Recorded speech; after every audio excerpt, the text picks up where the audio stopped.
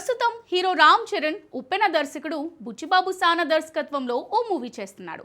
పల్లెటూరులో sports back drop లో జరిగే పీరియాడిక్ కథగా ఈ చిత్రం ప్రేక్షకుల ముందుకు రానుంది.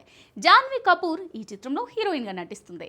అయితే ఈ మూవీలో రామ్ చరణ్ క్రీడాకారుడుగా ఓ విభిన్నమైన లుక్ లో కనిపిస్తాడని తెలిసిందే.